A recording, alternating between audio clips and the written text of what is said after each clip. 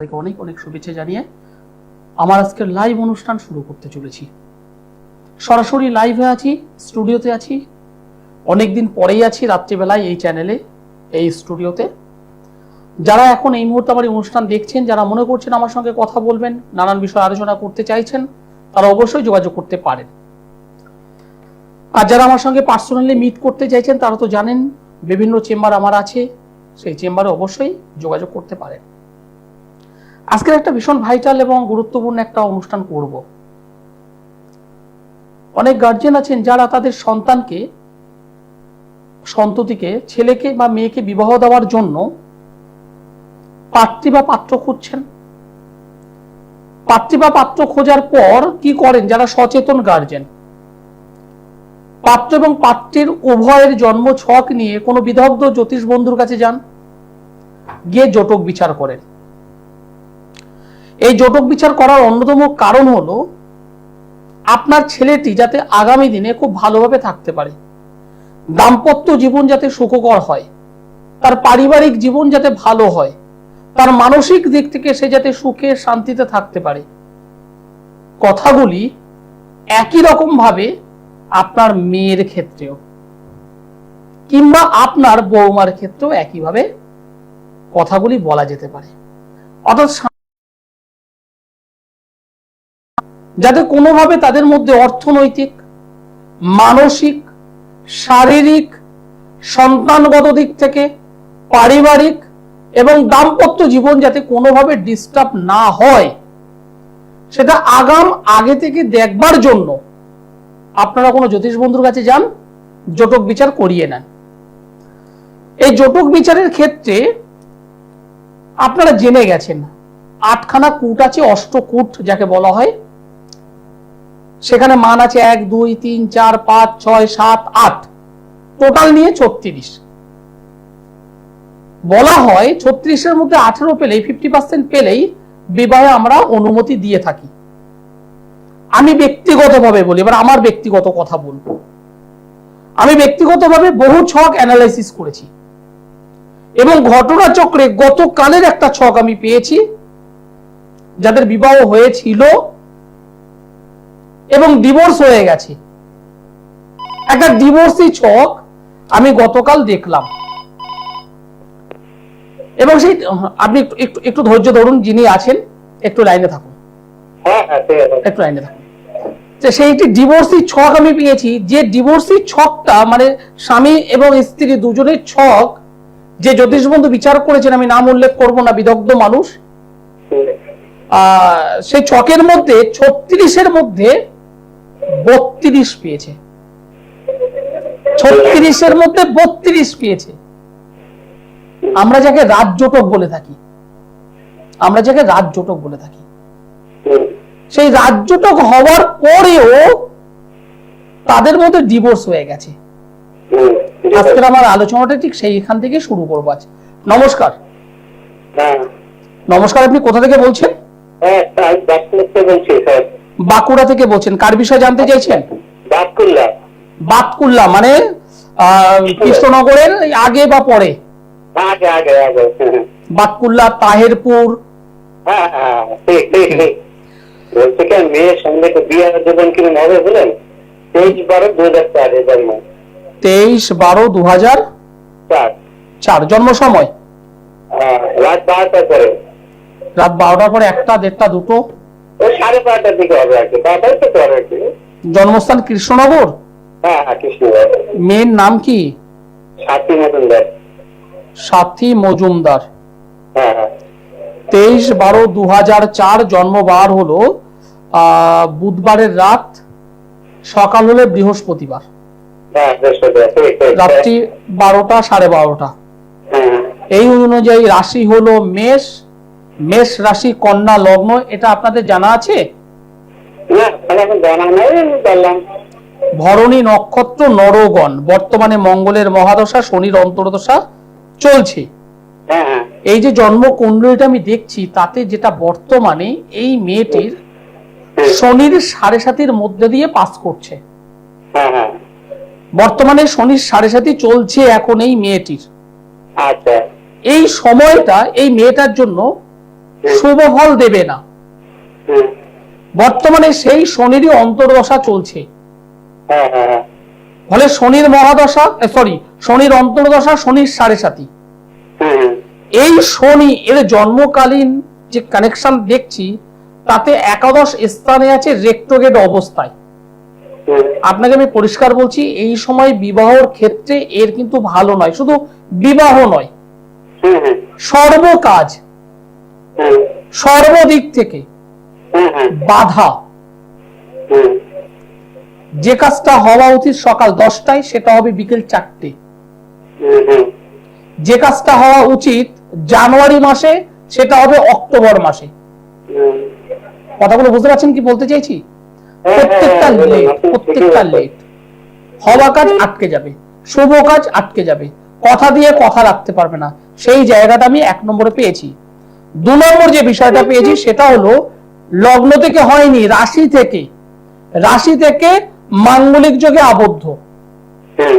রাশি সাপেক্ষে এই মেয়েটি মাঙ্গলিক যোগে আবদ্ধ হয়ে আছে। হ্যাঁ, আচ্ছা। যে কোনো জাতিকা মেয়ে হুম।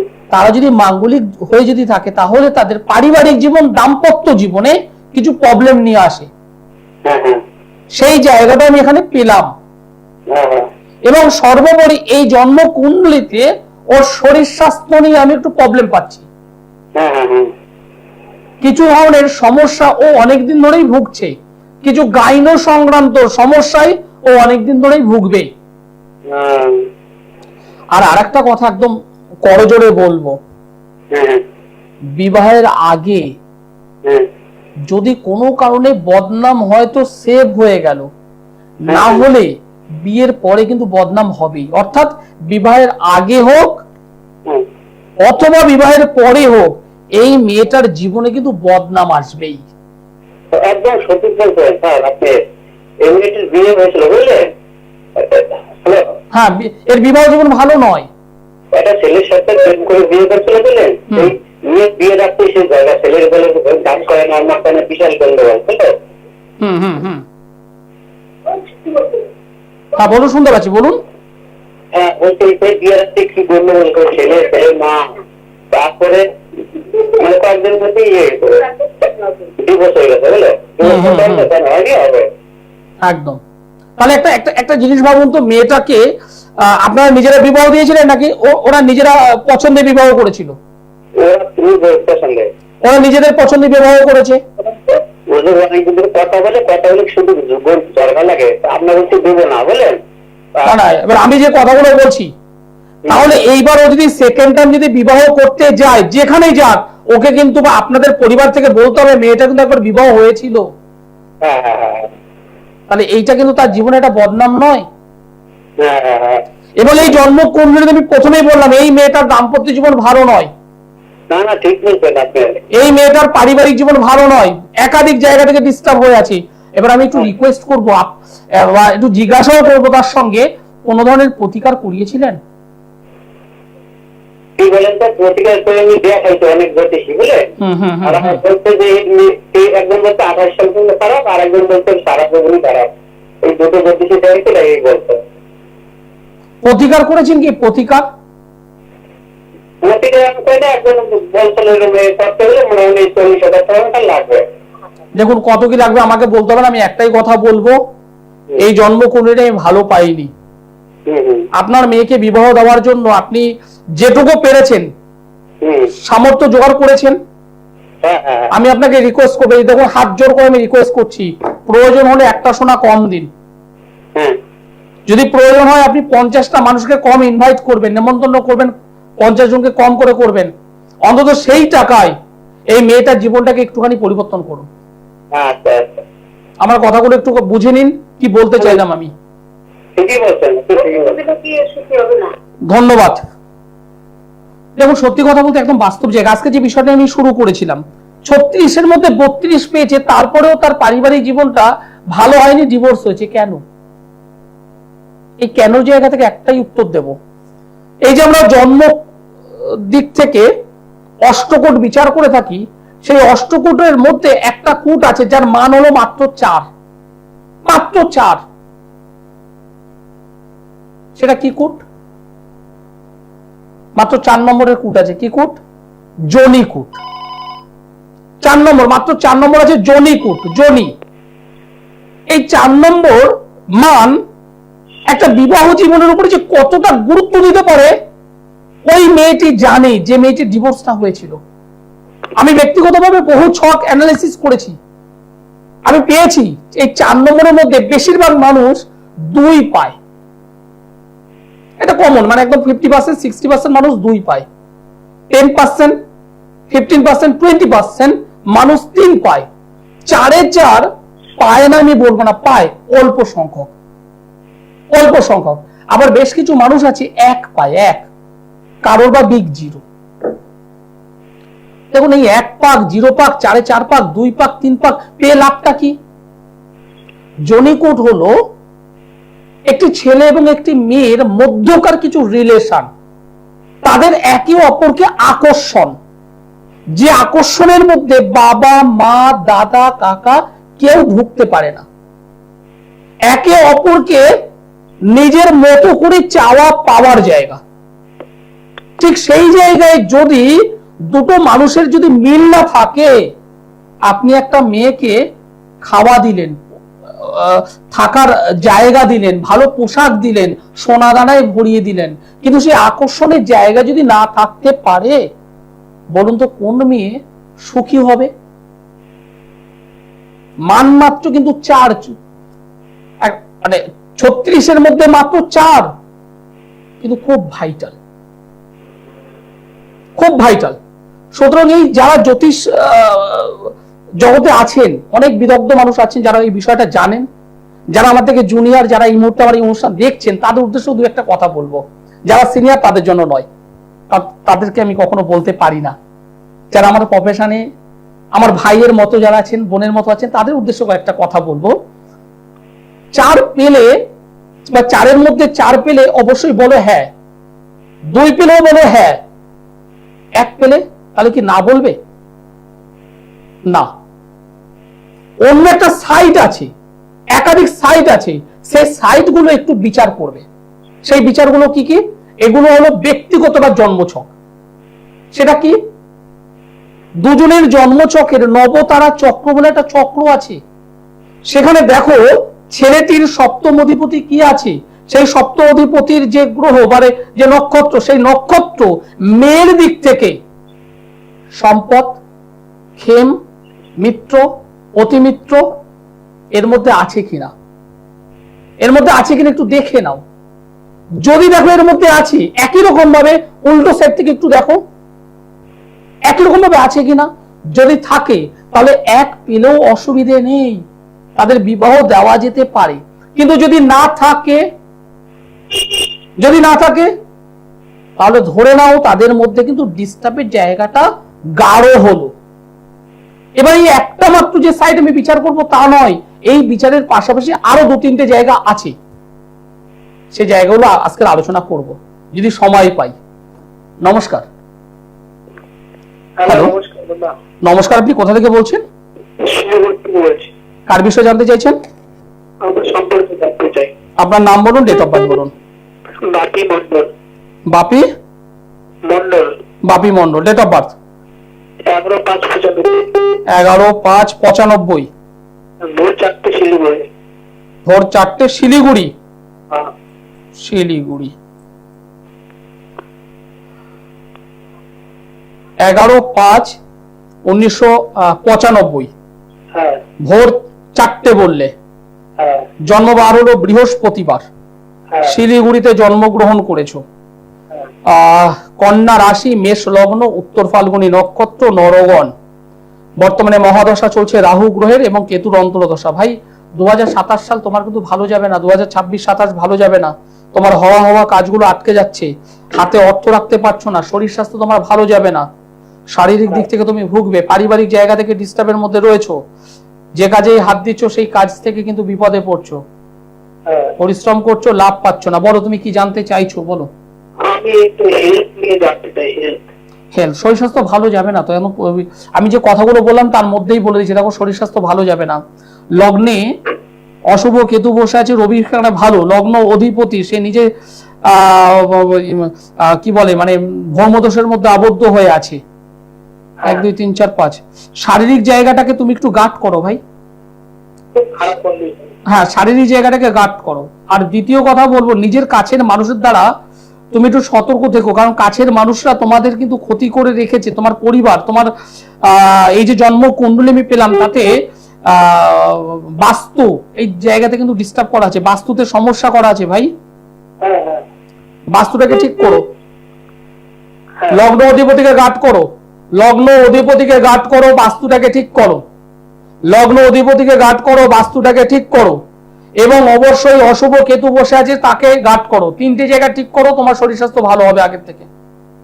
আমার উপরে যেটা করা আছে, বলো। আমার উপরে কিছু করা আছে বললাম তো, অশুভ তন্ত্র করা আছে। যদি মনে করো, নিচে যে কন্ট্যাক্ট নম্বর আছে সেই নম্বরে যোগাযোগ করো। সত্যি কথা বলতে 2 মিনিট 3 মিনিট 4 মিনিটে সব কথা বলা যায় না, বাস্তব কথাই বলা যায় না। যদি আরো কিছু জানতে চান, শুধু জানা নয়, জানার পাশাপাশি অবশ্যই প্রতিকার, সঠিকভাবে বেরিয়ে যাওয়ার উপায়।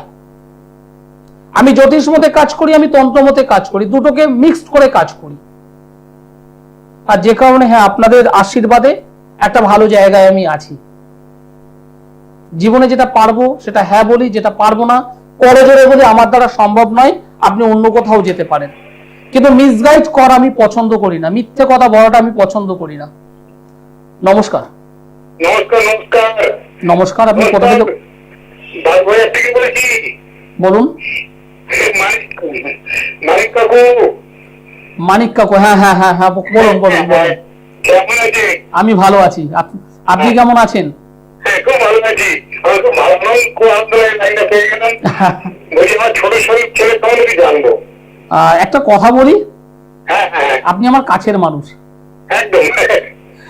ওভার মানে কি বলে মানে মানে কি বলে লাইভ প্রোগ্রামে দরকার নেই, আপনি আমার সঙ্গে পরে যোগাযোগ করুন, আমি বলে দেবো।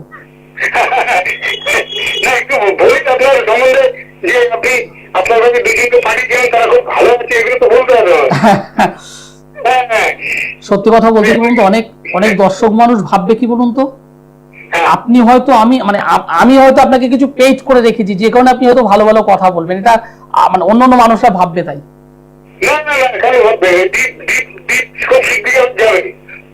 দ্বীপ আছে, মেয়েটির নাম হলো পারমিতা সম্ভবত, তাই তো?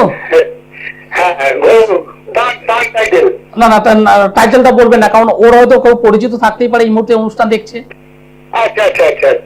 একটু একটু গোপনীয়তা রাখা উচিত, কারণ এই মুহূর্তে ওরই হয়তো কোনো রিলেটিভ অনুষ্ঠান দেখছেন, হতেই পারে। শালিকা, তাই তো? না, আমার ছোট ছেলে। ছোট ছেলে নাম বলুন একটু। দিব্যেন্দু রায়। দীপেন্দু রায়। ডেট অফ বার্থ বলুন। 5/1/1990। 5/1/1990। জন্ম সময়? 7:15 সকাল। জন্মস্থান কলকাতা? বারাসাত।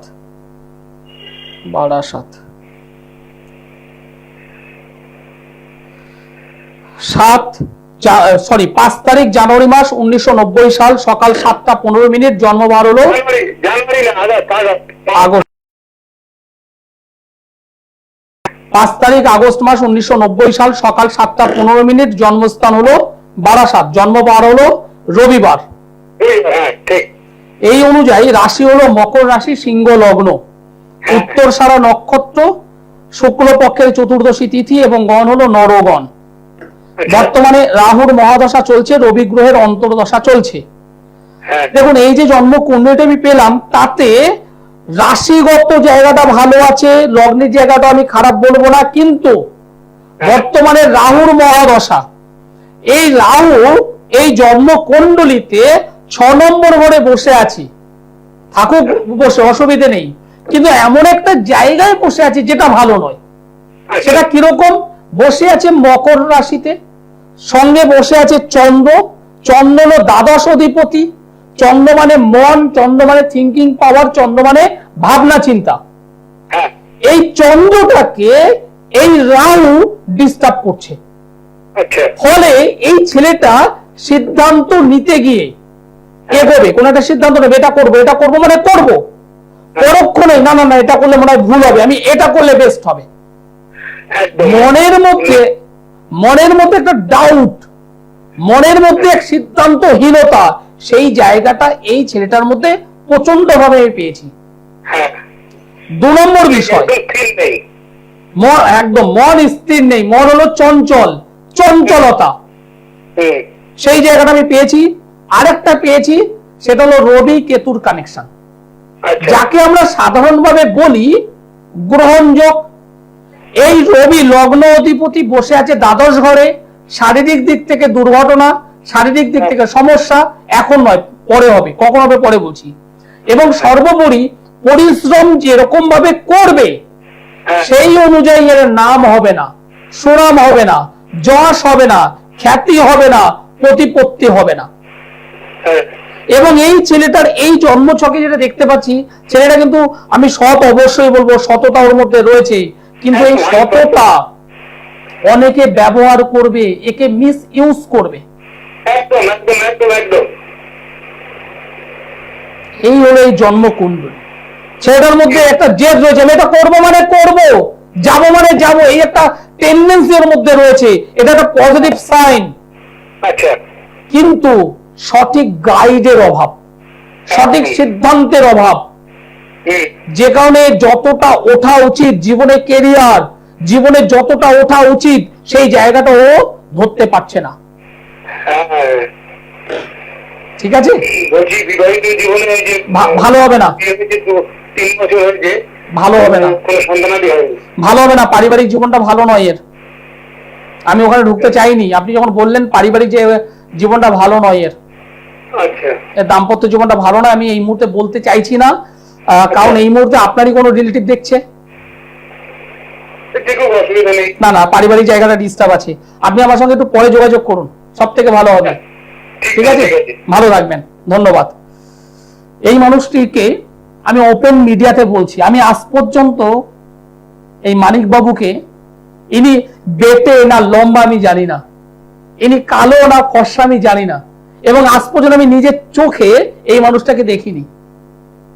কিন্তু এই মানুষটি আমার এই প্রোগ্রাম দেখে উনি দুজনের নাম বললেন, যারা আমার কাছে এসেছেন, যারা আমার কাছ থেকে প্রতিকার ব্যবহার করেছে, যারা আজকের দিনে ভালো আছে।